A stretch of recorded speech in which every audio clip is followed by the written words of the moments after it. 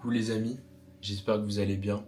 Bienvenue dans ce nouvel épisode du journal d'un bodybuilder. Épisode un petit peu à l'improviste, qui n'était pas prévu, pas du tout. J'ai eu l'idée là sous la douche et étant donné qu'il est un peu plus tard que d'habitude, je vais pas être en mesure de marcher parce que de base j'aime bien marcher pour les podcasts. Mais là je pense que si je marche, je vais faire des secousses sismiques et ça risque de déranger un petit peu les voisins. Donc épisode un peu à l'improviste, il va sûrement durer peut-être une vingtaine de minutes. Déjà, bienvenue dans ce podcast. Excuse-moi, je ne t'ai même pas accueilli. Épisode 3, ou plutôt devrais-je dire chapitre 3 du journal d'un bodybuilder. Je m'appelle Louis-Mathieu François et dans ce podcast, je te partage mon quotidien d'étudiant qui pratique le bodybuilding dans la ville de Paris. Aujourd'hui, je ne peux pas marcher d'habitude. Ceux qui ont déjà regardé les 2 premiers épisodes et que je remercie à ce sujet savent que je marche, mais là je serai statique et concentré sur le sujet. Et en fait, il n'y aura pas de sujet. Ce sera un épisode divisé en 2 parties, très brièvement, avec d'abord un storytelling qui va sûrement durer 36 secondes, dans lequel je vais vous raconter ce qui s'est passé ces dernières semaines, un peu par rapport à mes études, par rapport à ma pratique. Il faut savoir que j'étais en vacances et que je suis parti en vacances. Je suis allé dans le sud de la France. Mais bon, on garde ça pour la partie storytelling qui arrive. Et avant ça, j'ai eu mes examens. Et ensuite, dans une seconde partie, je vous parlerai d'un sujet qui m'est venu là et que j'ai trouvé intéressant, qui me tient à cœur, qui est ma doctrine, ma façon de procéder pour réaliser ma crème de riz et mon avoine. Donc là, ça va peut-être vous sembler un petit peu technique. Et je vais essayer de vous expliquer un petit peu de quoi il s'agit.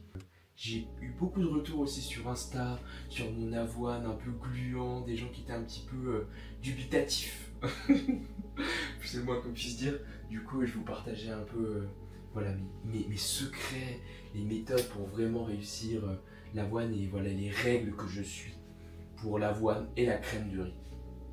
Mais on va débuter tout de suite ce podcast par le petit like et les 5 étoiles sur Spotify. D'ailleurs, si vous pouvez les mettre là maintenant et pas à la fin, ça ferait vraiment plaisir. Mais c'est pas ça que je voulais dire. On va débuter le podcast par le petit storytelling.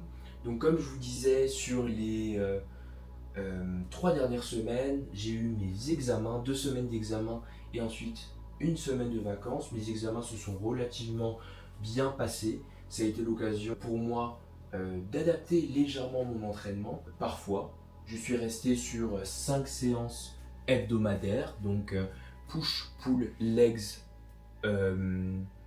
upper et legs B. Donc j'ai gardé ce format d'entraînement parce que c'est le format d'entraînement qui me plaît le plus. J'ai été amené à parfois faire des séances un tout petit peu plus courtes, ce qui m'a demandé à certains moments de faire une série au lieu de 2 séries au lieu de 3. Donc il y avait des formes de micro-dévolume qui m'ont pas dérangé plus que ça. Je suis quelqu'un qui peut s'entraîner avec peu de séries et aller directement à l'échec. C'est quelque chose qui me plaît.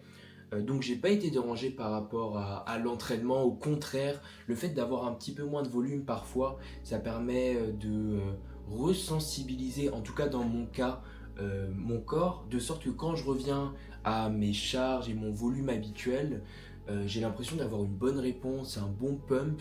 Et j'écoutais un podcast à ce sujet sur la resensitivity, comme quoi le fait de prendre une pause ou de ne pas s'entraîner pendant un certain temps, il y avait un recul de la performance, mais en réalité après il y avait comme un effet rebond et une sensitivité accrue au stimulus musculaire. Du coup vraiment c'est toujours cool en période d'examen de pouvoir expérimenter ce genre de choses, s'entraîner un petit peu moins, mais en fait en réalité j'ai pu rester sur 5 entraînements par semaine, ce qui était quand même mon objectif, donc j'étais pas mal content par rapport à ça. Les examens ont été bien gérés globalement, des révisions un petit peu tardives, j'avoue, encore une fois, mais les premiers résultats arrivent et globalement c'est plutôt concluant. Donc content d'avoir pu garder ma routine bodybuilding et en même temps gérer ses examens, gérer mes pas, gérer mon sommeil. Attention, je mets des grands guillemets parce que c'est là peut-être que ça a le plus pêché et je vais pouvoir travailler par la suite pour avoir un sommeil de meilleure qualité. En fait, je bouge partout, j'espère que ça ne vous dérange pas. Avoir un sommeil de meilleure qualité, même lorsque j'ai des examens. Et à ce sujet, un vlog sortira sur YouTube, une expérience sur le sommeil. Je vais y arriver, ça va sortir, Inch'Allah, incessamment sous peu. Et donc voilà, ça c'était pour le petit retour sur les examens. Ensuite, j'ai eu une semaine de vacances. Ça a été l'occasion pour moi de partir dans le sud de la France avec ma copine. Pendant une semaine avec ma copine et ma famille. Et j'ai vraiment pu me reposer. Là, j'ai adapté mon entraînement et je suis passé sur un format upper-lower avec 2 séances upper, 2 séances lower, donc upper-lower, upper-lower, et 4 séances par semaine au lieu des 5 séances par semaine qui sont prévues normalement. Donc j'ai combiné un push et un pull dans un upper et je me suis entraîné principalement dans la salle Afidji de Saint-Raphaël, qui est plutôt bien équipée pour les jambes et pour le haut du corps. Et j'ai aussi fait une séance à la maison, un upper à la maison avec des tractions, des pompes. J'avais aussi de quoi faire un peu de curl. Mais voilà, en tout cas, ça m'a fait du bien d'adapter mon entraînement et ça montre voilà, qu'il n'y a pas d'obligation à faire 5 séances par semaine, 6 séances par semaine et qu'on peut aussi très bien s'en sortir avec un volume un petit peu réduit. Le programme d'entraînement s'adapte à la situation du pratiquant. Là, je suis maintenant de nouveau dans mon semestre, la deuxième partie de mon semestre, à environ 6 semaines, 7 semaines de mes examens finaux. Donc, c'est pas encore le dernier sprint, mais on s'en rapproche. Sur les séances de ce début de semaine, push, pull et legs, je conserve une forme de dévolume. Et ensuite je repartirai sur un volume complet sur les séances qui vont arriver. Ensuite l'upper et le lower. Mais très content en tout cas d'être de retour à Paris et de pouvoir à nouveau être dans ma routine et progresser sur mon entraînement, dans les salles que je connais. Même si ces vacances m'ont fait beaucoup de bien, ça m'a fait beaucoup de bien de passer du temps avec mes proches, d'aller à la mer, d'être dans un environnement différent que j'associe vraiment aux vacances qui me permettent de me détendre et de me reposer. Donc c'était super de ce côté-là. Happy to be back, nevertheless. Et content de pouvoir à nouveau bodybuilder et repartir pour la fin de ce premier semestre universitaire. On en vient maintenant à la deuxième partie, au deuxième tronçon de ce podcast, qui est la question des doctrines de préparation de l'avoine et de la crème de riz. Dans un premier temps, qu'est-ce que l'avoine, qu'est-ce que la crème de riz? On va partir de la base. L'avoine et la crème de riz, c'est des sources de glucides, comme le riz, comme les pâtes, les pommes de terre. Donc il y a 3 types de macronutriments, glucides, lipides, protéines. Et ça, c'est des glucides qui apportent de l'énergie. Et la crème de riz et l'avoine ont la particularité d'être, dans le cas de la crème de riz, particulièrement digeste. Et dans le cas de l'avoine, très très rassasiant. Donc c'est des glucides qui peuvent être utilisés. La crème de riz, avant l'entraînement, après l'entraînement, c'est parfait parce que c'est très digeste. Et l'avoine, par exemple, avant de dormir, parce que ça rassasie beaucoup, ça pèse un bol d'avoine. C'est des carbs qui ont la particularité de très bien se prêter à des douceurs un peu sucrées, très très bonnes au goût. Et c'est quelque chose dont j'ai fait l'expérience en préparation. Voilà, il y avait toujours le mystique, on en vient à mystifier le bol d'avoine, la crème de riz, parce que c'est vraiment des goûts très très doux, très agréables.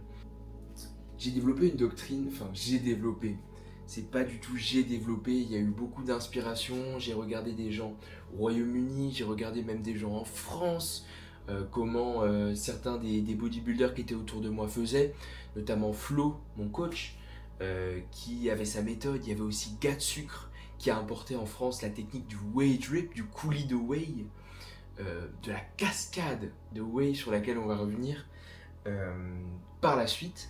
Mais donc voilà, donc vous avez votre crème de riz, vous avez votre avoine. qui ont des particularités différentes. Il y a aussi la crème de maïzena. Vous pouvez aussi faire du riz et mettre votre whey dessus. Mais on ne va pas rentrer dans ces détails techniques dans ce podcast. On va se concentrer sur la crème de riz et l'avoine. Donc l'avoine, c'est... Attendez, j'ai de l'avoine normalement. Bah, ceux qui sont sur YouTube, ça c'est de l'avoine, vous voyez. Attendez, il faut que je l'ouvre. Si vous êtes sur YouTube, vous allez tout voir. Bah ça c'est de l'avoine. C'est bon, ça sent bon l'avoine. Et là vous avez une crème de riz que j'ai préparée pour demain. Donc la texture est différente. C'est comme de la farine en fait, la crème de riz. Sauf qu'elle est aromatisée. Voilà, donc c'est un peu... Alors que l'avoine, l'avoine a une texture qui lui est propre. Mais donc voilà, vous avez votre crème de riz d'un côté, votre avoine de l'autre. Et l'objectif, ça va être d'amener de la protéine, de mettre votre protéine et de l'allier d'une certaine façon avec votre glucide avant ou après votre entraînement. Bon, il y aura aussi vos lipides que vous allez ajouter. Mais la question, c'est de comment ajouter votre protéine, votre whey, à votre crème de riz et votre avoine. Ici, deux possibilités à chaque fois, à mon avis en tout cas. La possibilité 1, c'est le mélange tout. Vous allez ajouter dans un saladier votre crème de riz et votre whey. Vous allez ajouter dans un saladier votre avoine et votre whey. Ça va avoir l'avantage de la practicalité. Si vous êtes en déplacement, vous mettez tout dans votre saladier. Avant de partir, vous mettez un petit peu d'eau et ensuite vous passez ça au micro-ondes et vous touillez. Je vous parlerai, je pense, dans une vidéo YouTube de façon plus précise, surtout si vous êtes sur Spotify, de la manière de réaliser la crème de riz et l'avoine, parce que je pense que c'est un savoir-faire qui devrait dépasser le bodybuilding. C'est vraiment des encas qui sont très très goûtus et très bons s'ils sont bien réalisés. Mais donc voilà, parenthèse fermée, la première méthode c'est de tout mélanger dans un saladier, de rajouter un peu d'eau et ensuite vous le passez au micro-ondes pour que la crème de riz et l'avoine cuisent un peu. Et vous avez une forme de pâte qui est très onctueuse, que vous devez laisser reposer et qui est plutôt bonne. Hein. Et là, il va peut-être y avoir des gens qui ne seront pas d'accord avec moi, mais moi, je suis d'avis que l'avoine se prête très très bien à la méthode mélange tout. C'est-à-dire vous mettez votre avoine, vous mettez vos 100 g d'avoine, vos 80 g d'avoine, vous rajoutez votre whey, vous touillez, vous mettez tout au micro-ondes et vous avez un avoine ensuite quand vous le mettez au micro-ondes, vous le sortez, vous le touillez, vous le remettez, vous le sortez, vous le touillez et vous ajustez l'eau aussi bien sûr. Ça c'est vraiment des détails techniques qui vont dépendre de tout un chacun. Mais ensuite vous aboutissez à un avoine, si vous le faites bien, qui est gluant, qui est très goûtu, qui est onctueux, qui est vraiment très très agréable au goût. Alors qu'en soi, si vous faites juste l'avoine comme ça, vous mettez de l'eau, un peu de cannelle, l'avoine il est rugueux, enfin il est très charismatique quoi. Alors que là, quand vous ajoutez la whey, vous avez un avoine qui est très très doux, qui est très soft, qui est très bien lié. Enfin c'est très agréable simplement. Et après si vous avez des bons goûts de whey aussi, un peu laiteux, un peu crémeux, et une bonne whey bien onctueuse, c'est pas le plus digeste, mais en tout cas c'est plus agréable au goût. Donc ce serait mon premier conseil. La méthode mélange tout se prête très très bien à l'avoine. A l'inverse, pour moi, la crème de riz s'y prête moins. Parce que quand vous avez votre crème de riz, elle est déjà aromatisée. Votre whey est aromatisé. Si vous mettez votre whey aromatisé dans votre crème de riz, vous aboutissez à un mélange un peu étrange. Même si ça a l'avantage de la practicalité. Si vous mélangez votre whey et votre crème de riz, bon, les deux goûts se mélangent, voilà, parfois c'est un peu bizarre. Parfois vous aboutissez quand même à de très bonnes combinaisons de goûts, par erreur ou quoi. Mais c'est ce que faisait Flo d'ailleurs, mon coach. Il mélangeait en post-entraînement sa crème de riz. Parfois c'était le même goût et donc il arrivait à quelque chose d'homogène. Mais moi en tant que puriste, je préfère avoir le goût de ma crème de riz simple, quitte à manger des œufs à côté et simplement avoir de la crème de riz et garder le mélange tout pour l'avoine, parce que l'avoine il n'est pas aromatisé. L'avoine il a vraiment une identité de goût qui pour moi est assez dure, assez hard, et le fait de rajouter un peu de whey avant, 30 g de whey, ça rend vraiment le truc très très doux et très très gluant. En tout cas moi c'est ce que je cherche pour un avoine. Mais donc, qu'est-ce que vous faites avec votre crème de riz?